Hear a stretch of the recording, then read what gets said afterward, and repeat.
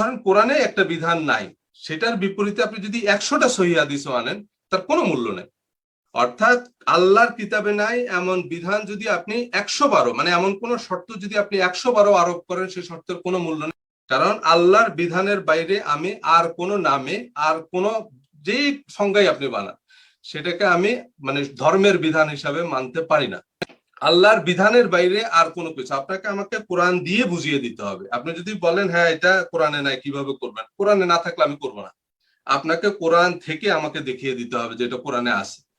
হ্যাঁ, কোরআন গবেষণা করে আপনাকে এটা প্রুভ করতে হবে, বের করতে হবে। তো কোরআন সম্পূর্ণ পরিপূর্ণ এবং কোরআন একমাত্র বিধান। কোরআন বহির্ভূত কোনো কিছুকে अल्लाह ताला ने रसूल के फैसले को तस्लीम न करने वालों को मुनाफिक करार दिया है, बल्कि मुनाफिकीन की अलामत उसको करार दिया है। देखिए सूरह अल-माइदा आयत नंबर 104 में अल्लाह ताला फरमाता है, मुनाफिक और मुशरिकीन का तरीका दोनों आयतों में, दो आयतें में जिक्र करूंगा। ये मुशरिकीन का जिक्र है। अल्लाह ताला फरमाता है मुशरिकीन के बारे में, सूरह अल-माइदा आयत नंबर 104, وَإِذَا قِيلَ لَهُمْ تَعَالَوْا إِلَى مَا أَنزَلَ اللَّهُ وَإِلَى الرَّسُولِ, और जब उनसे कहा जाता है कि आओ इला मा अंज़ल अल्लाह, उस चीज की तरफ जो अल्लाह ने नाजिल की है, वो इला रसूल, और रसूल की तरफ। इला मा अंज़ल अल्लाह और वो इला रसूल, अल्लाह का नाजिल किया हुआ इल्म। और जाहिर बात है वो किसके पास आता था इल्म? रसूल। इसलिए उस इल्म के लिए किसके पास आना पड़ेगा? रसूल के पास। उसके फहम के लिए भी और उसकी तत्बीक के लिए भी, उसकी अंडरस्टैंडिंग के लिए भी और उसके प्रैक्टिकल एप्लीकेशन के लिए भी। वो इदा क़ील लहुम तआलू इला मा अंज़ल अल्लाह व इला रसूल, जब उनसे कहा जाता है कि आओ फैसले के लिए अल्लाह ने जो नाजिल किया उसकी तरफ और रसूल की तरफ, क़ालू हस्बुना मा वजदना अलैहि आबाअना, तो कह पड़ते हैं कि हमारे लिए तो बस वही काफी है जिस पर हमने अपने बाप दादा को पाया। अवलौ काना आबाउहुम ला यअलमून शैअन वला यहतदून, क्या वो इस सूरत में भी बाप दादा के तरीके की पैरवी करेंगे जबकि बाप दादा कोई चीज जानते न थे और न वो कहीं से हिदायत अखज़ करते थे, न वो हिदायत पर थे, न इल्म वाले थे, न नॉलेज था उनके पास, न उनके पास कोई प्रैक्टिकल कैरेक्टर था जो पहले से कहीं से हिदायत उनको मिल रही थी, कुछ भी नहीं।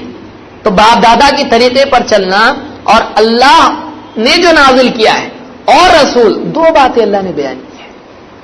अगर यहां पर आप अल्लाह का नाजिल किया हुआ से मुराद कुरान भी लेते हैं, इसलिए कि सिर्फ कुरान नाजिल नहीं हुआ है, कुरान के साथ मैं पहले बता चुका हूं वह अंज़लल्लाहु अलैकल किताब वल हिकमा, अल्लाह ने किताब और हिकमत दो चीजें नाजिल की हैं।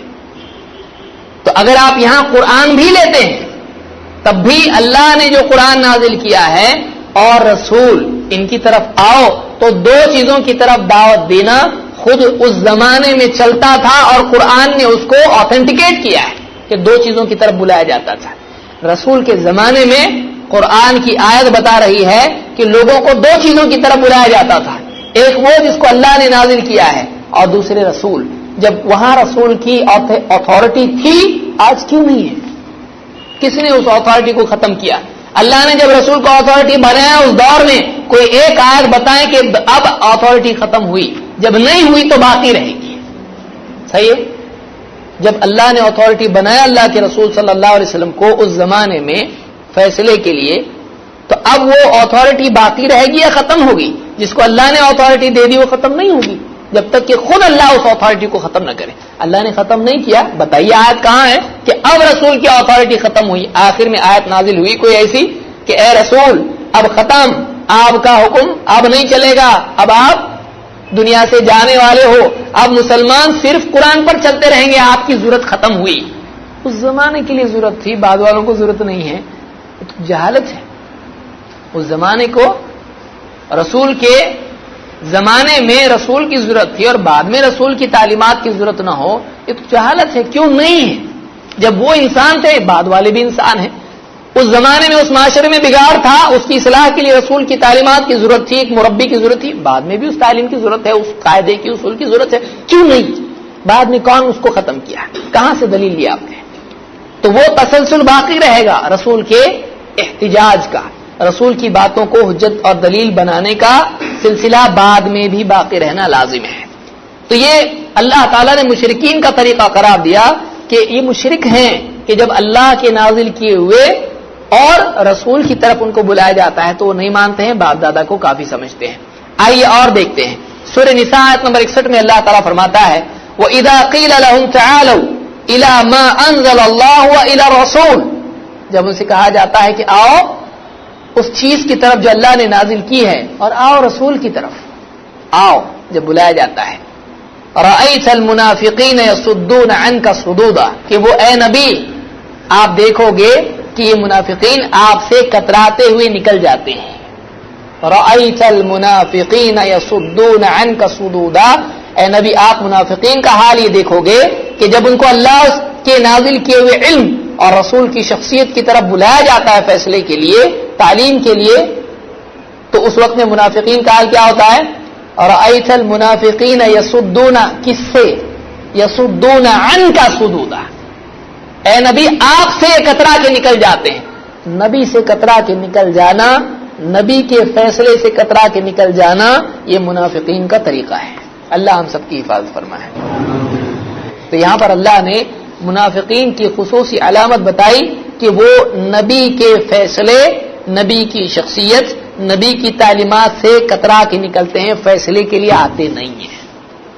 तो अल्लाह ने इसको निफाक करार दिया। हम क्यों अपने आप को मुनाफिकीन में शामिल करें भाई? हम इसलिए रसूल की बात मानते हैं, रसूलुल्लाह सल्लल्लाहु अलैहि वसल्लम के फैसलों से हम कतराते नहीं हैं। अल्लाह के रसूल सल्लल्लाहु अलैहि वसल्लम जो फैसला दिया, चाहे हमारी अक्ल व ख्वाहिश के खिलाफ हो, सर आंखों पर हम उसको मानेंगे, क्योंकि अल्लाह ने जिसको चुना वो हिकमत के पैकर थे। आपको समझता था, हमको समझता है, नहीं समझता है, सिंपल। और देखिए अल्लाह ताला कुरान करीम में सूरह अन-नूर आयत नंबर 47 से 52 तक फरमाता है वयक़ूलूना आमन्ना बिल्लाहि व बिर्रसूलि व अतअना, मुनाफिकीन का हाल बयान किया जा रहा है, और उसके बाद ईमान वालों का। वो कहते हैं कि हम अल्लाह पर ईमान लाए, रसूल पर ईमान लाए, हम मानते हैं। वयक़ूलूना आमन्ना बिल्लाहि व बिर्रसूलि व अतअना, वो कहते हैं कि हम अल्लाह पर ईमान लाए और उसके रसूल पर, और हम मानते हैं, हम फरमाबरदार होते हैं। सुम्मा यतवल्ला फरीक़ुम मिनहुम मिन बादि ज़ालिक, और फिर उनमें से कुछ लोग हैं जो इसके बाद भी पीठ फेर के निकल जाते हैं। ये दावा करते हैं लेकिन अमलन नहीं करते हैं, पीठ फेर के निकल जाते हैं, फैसले को नहीं आते हैं, फैसला तस्लीम नहीं करते हैं, सिर्फ ज़बानी दावे करते हैं। वमा उलाइका बिल मुमिनीन, ये लोग अगरचा ईमान का दावा करते हैं, लेकिन अल्लाह क्या फरमाता है? वमा उलाइका बिल मुमिनीन, ये हरगिज हरगिज ईमान वाले नहीं हैं। वमा उलाइका बिल मुमिनीन व इज़ा दुऊ इलल्लाहि व रसूलिहि लियहकुम बैनहुम, और जब इनको बुलाया जाता है अल्लाह और उसके रसूल की तरफ कि वो इनके दरमियान फैसला करे, लियहकुमा, रसूल की तरफ दमीर है, लियहकुमान ही नहीं है कि दोनों फैसला करे, नहीं है। कौन फैसला करेगा? अल्लाह की आवाज तो नहीं आती थी आसमान में से सहाबा को, मुसलमानों को फैसला कौन देता था? अल्लाह के रसूल सल्लल्लाहु अलैहि वसल्लम। अब वो मानना लाजिम हो जाता था इनके ऊपर। वो इज़ा दुऊ इलल्लाहि व रसूलिहि लियहकुम बैनहुम, जब उनको पुकारा जाता है कि बुलाया जाता है अल्लाह उसके रसूल की तरफ कि वो उनके बीच फैसला करे, इज़ा फरीक़ुम मिनहुम मुअरिदून, तो उनमें से एक गिरोह है जो इससे सिरे से एराज कर देता है, इसको अवॉइड करता नहीं चाहिए हमको। अल्लाह उसके रसूल और रसूल के फैसले को अवॉइड करना किसकी अलामत बताई गई? मुनाफिकीन की। तो रसूल के फैसले को अवॉइड नहीं करना चाहिए। उस जमाने के लिए खास है नहीं, क़यामत तक के लिए है। कौन करेगा खास? कोई इसमें दलील ही नहीं खास करने की, रिस्ट्रिक्ट करने की। उस दौर के लिए, उस इलाके के लिए कोई दलील नहीं है। एक उमूमी बात है, कुरान क़यामत तक के लिए, तो ये मुनाफिकीन की अलामत भी क़यामत तक के लिए।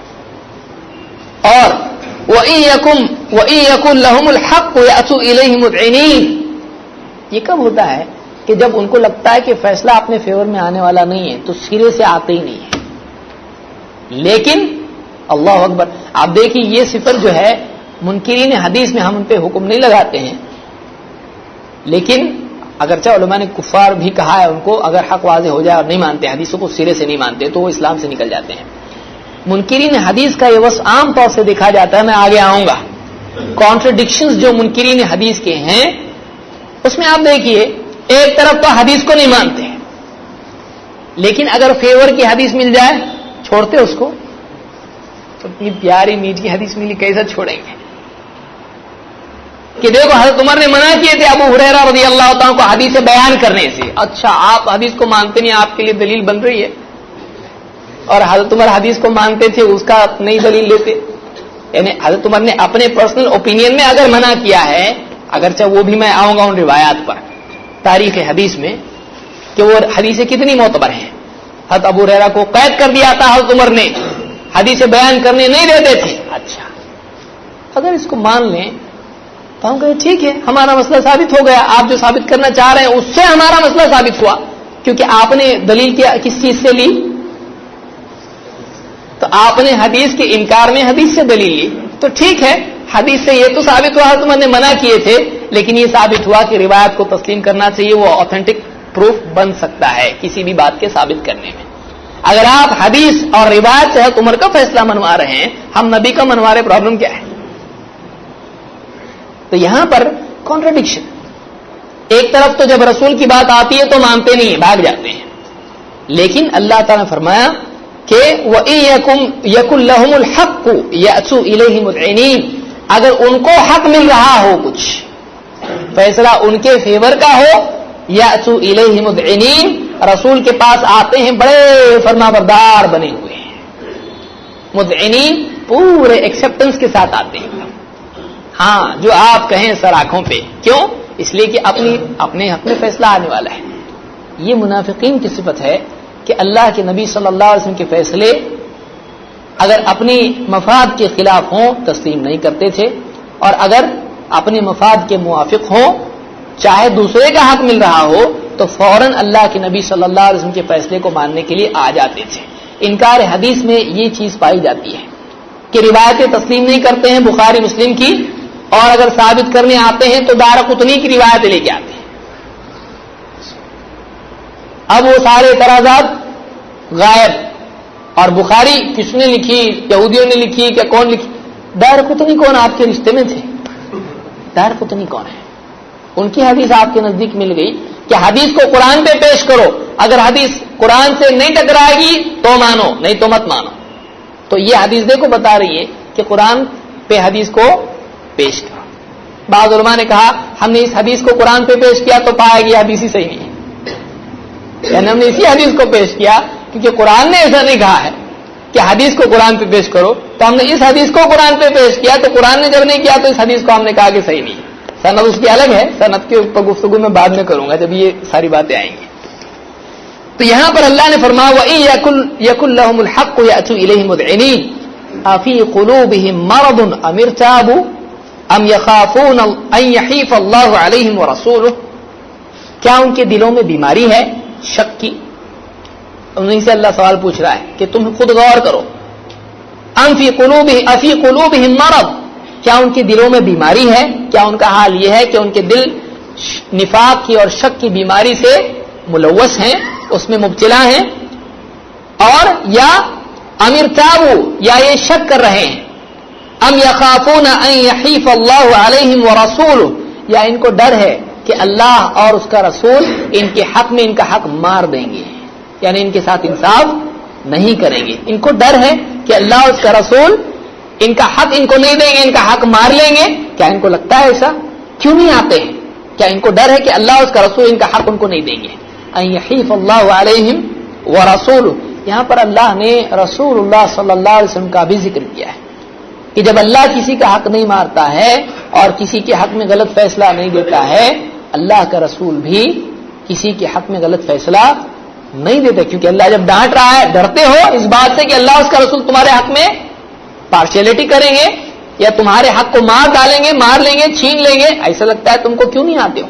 تو اللہ نے رسول اللہ صلی اللہ علیہ وسلم کے فیصلوں کی تصدیق اور وما ينطق عن الهوى کی تائید یہاں پر کی ہے.